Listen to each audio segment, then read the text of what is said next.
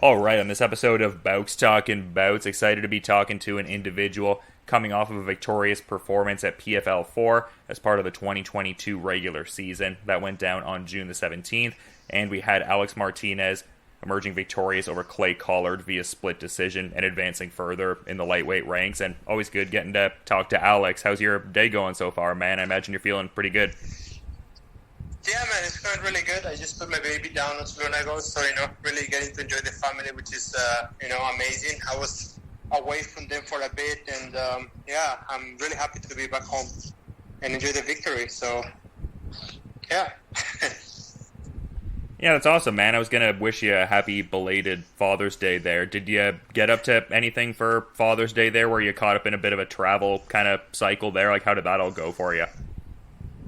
No, it was perfect. So I arrived here on a Saturday night and ended up getting to enjoy my family all Sunday, which is good. So I came at the perfect time. So, yeah, we had a great Father's Day. Yeah, were you able to hang out with your dad there? I know you've gotten in work with him before in the local area there. Was he part of the festivities too? Were there multiple fathers getting celebrated with that, or how'd that pan out? Sunday I was pretty worn out from the whole fight week and the whole fight camp. So I literally just woke up. My wife and my baby, they spoiled me for a bit, and we went out and went and got my dad some beers because he loved his beers, and got him some beers for Father's Day. Went to say hi to him real quick, and it was just nice and short. I focused the day mostly really to just recover. But we had a great Father's Day. Like I said, I got to spend a little bit of time with my father. And then, I got spoiled a lot, so it was good. Yeah, and I enjoyed your post. I just saw it on the Facebook page, just talking about how elated you are to get back to your kid after the few weeks and how much that affected you. Can you even put into words how just, elated you were getting back to the fam and getting to see your little kid? It seemed like that was huge for you. Man, it's crazy, but, I never thought that, I knew it was going to affect me, to be honest, because last time in my fight against Stevie Ray, the week before the fight week, I was getting very worn out, where I was to the point where I would just tell, everybody say, I don't think I can do this, I think I should just pull out, and stuff like that.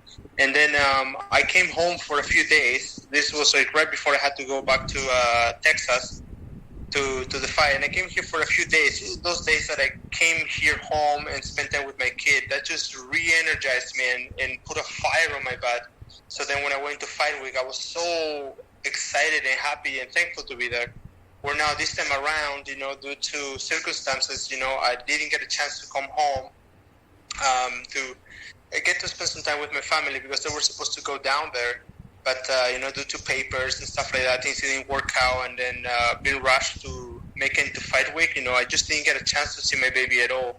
It was getting to the point where I was almost going a little bit crazy just from isolation from my family, I believe, because I was fully focusing onto my training camp. It was only my teammates. Every single day was about fighting.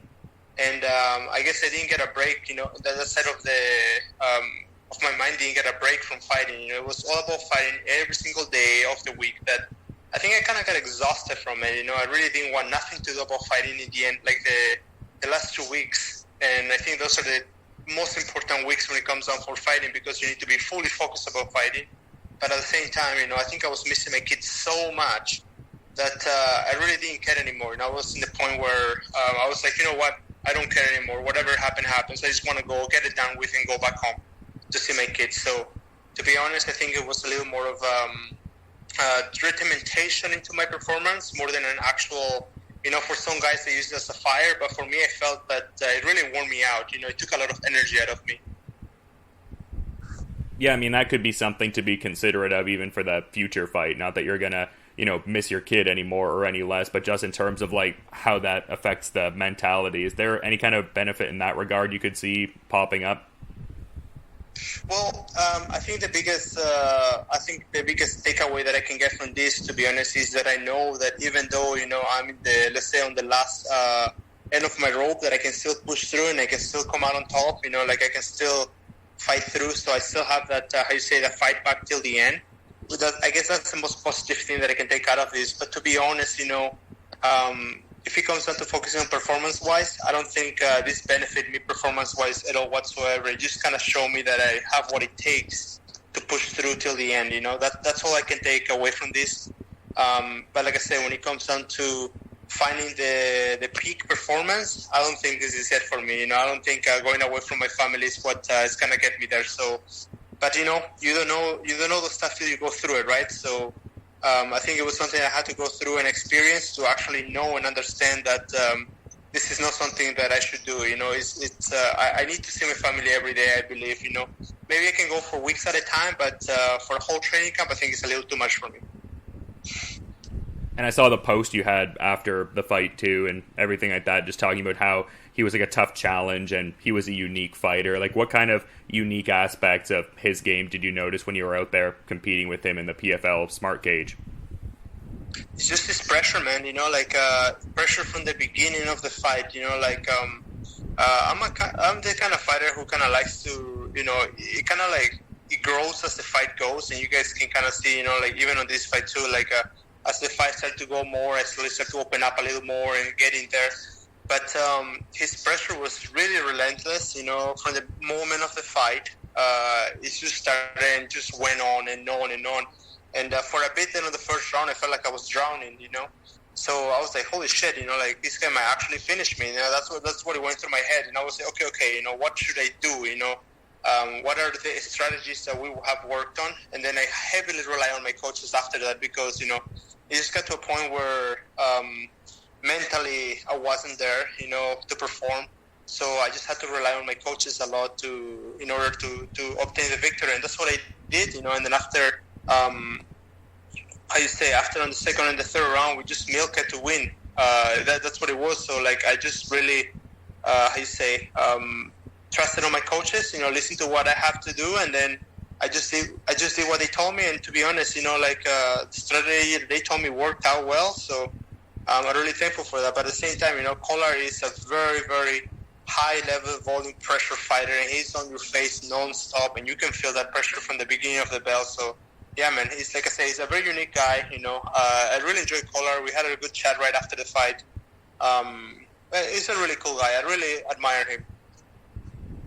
Yeah, definitely a talented fighter as well, for sure. But, I mean, just in terms of, the social media discourse around that fight, it seemed like there was certain people that thought you won the fight, too. Certain people who were maybe leaning more towards Clay Collard. And it did end up being a split decision there. When you were in the moment there, were you confident the decision was going to go your way? Was there a little bit of nerves at play going on? No, I was pretty confident at the end of it, As soon as it was done, on the third round, I kind of started seeing his soul kind of coming out of his body. I started to see okay, this fight is I'm turning the tide on this fight. First of all, I was like, okay, we're 1-on-1. Even though he dropped me on the second round, I was closer to finish him than he was closer to finish me. So I was like, no, that round is for sure mine because of I was really close to finish that choke.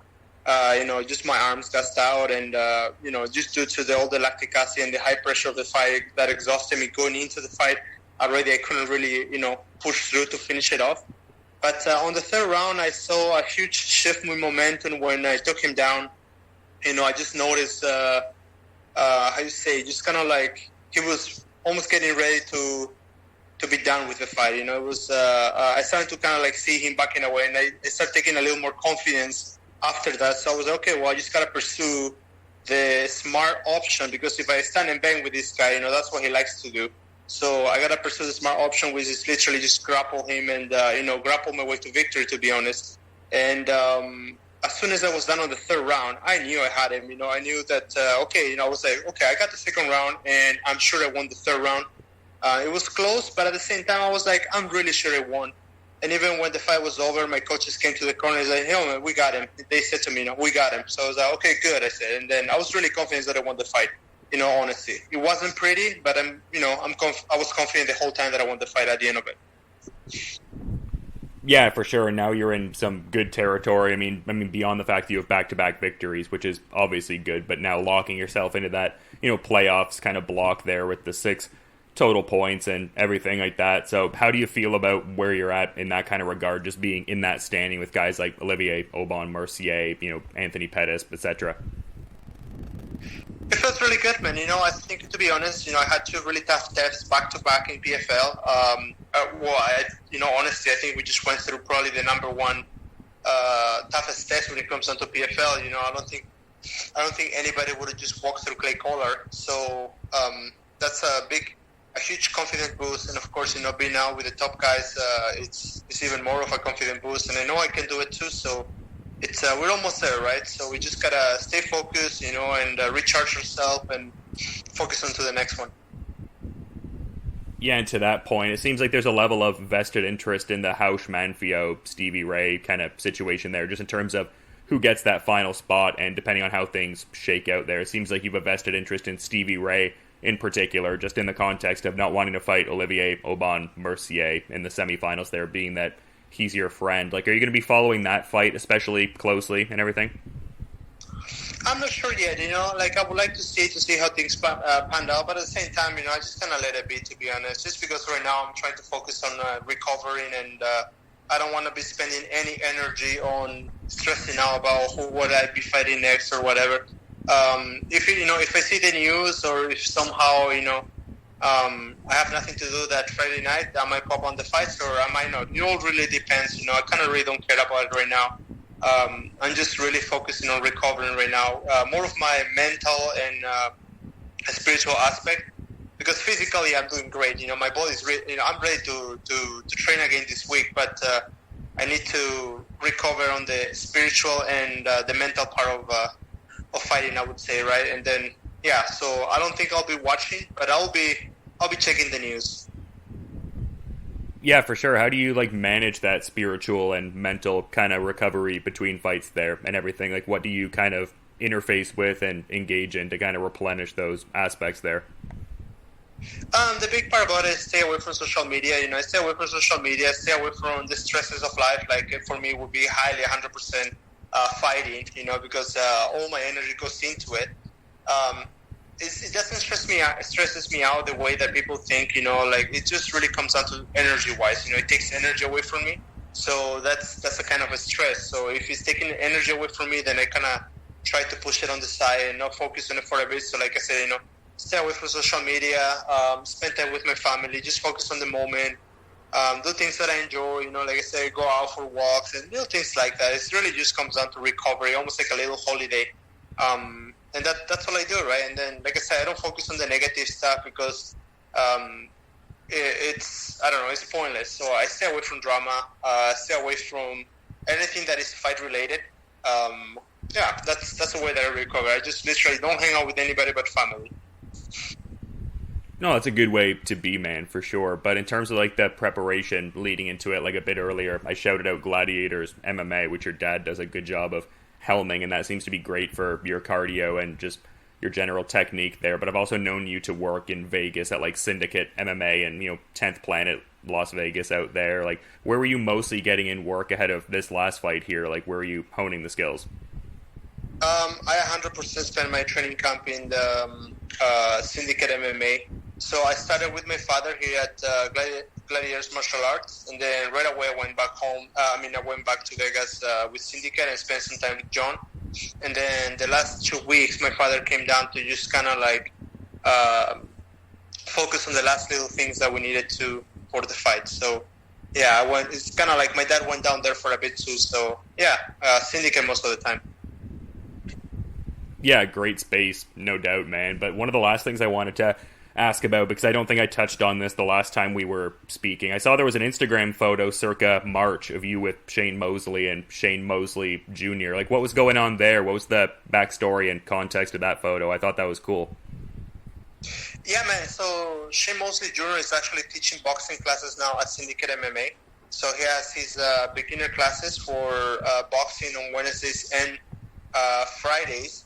So, we became good buddies last time when I was there back in November. I went there to train, and he just came down saying that he wanted to help other MMA fighters with their boxing and stuff like that. So we ended up kind of we hit it off pretty well right away. And then, one night he was teaching a class, so I just kind of went and joined his class.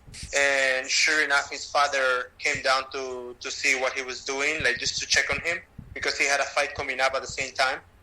And I was like, oh man, like that's these guys are legends. So I ended up just asking them for a picture, and yeah. So Shane Mosley Jr., like I said, he's teaching at Syndicate some boxing there for the MMA fighters.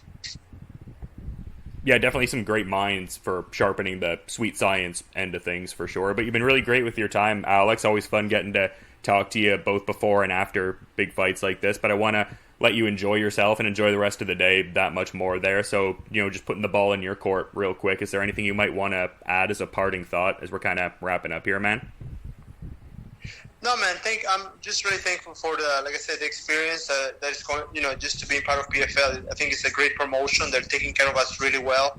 Of course, they got their favorites, but once you show them that you have what it takes, they really take you and evolve you as a fighter. So yeah, I'm just really thankful for the promotion. Thank you to my coaches for always being there for me. And yeah, man, there's more to come. Yeah, I guess kind of working in just another real quick one here. Like, do you enjoy that part of the PFL structure? Because it's so rooted in a meritocracy. Like you're talking about how you maybe feel you're not necessarily one of the guys that gets as much of the promotional spotlight, but in a results-driven kind of way, you've locked yourself in the playoffs here. Like, how much do you enjoy that like merit-minded kind of dynamic to the PFL structure there? Yeah, man, it is a tough one for sure for coming out fighters. Like I say, I've been with them since last year, and every single time it's been a tough fight for me. Just to whenever I go there, it feels like I'm always fighting their top guys, and it just doesn't feel like that. It is like that because they make you also feel like, by the way, like I say, even after the fights, I think a lot of people were just really biased. Just because I wasn't promoted at all, so nobody knows me, and I'm kind of like the anti-hero when it comes down to the movie. So of course nobody wants me to win, right? Just because they know nothing about me, So those are little things that are a little bit tough. But at the end of the day, to be honest, I think this is just the path that the fighters have to follow. Every single fighter has to go through. Every single underdog must go through this in order to shave off, I guess, the ones that can make it and cannot make it, and then. I think my time is coming. So to be honest, right now I'm just a one fighter for a spot. But that meritocracy, like you say, I think there's gonna come a point where that's gonna be highly in favor of me. Just right now, I am the one fighter for that spot, right? So I think I just gotta earn my spot to be. And I think it's something very common in MMA. And I just gotta fight for my spot till that moment comes around. Yeah, for sure, man. Well, a great regular season will do a lot in that regard, giving you momentum heading into the playoffs here and everything. But just to reiterate, thanks again for coming on the show and giving great insights as always, man. You enjoy the rest of your day and just looking forward to whenever the next fight is. But until that moment, you enjoy decompressing and spending some quality time with the family. Thank you, brother. I appreciate it. Thank you very much for all the attention.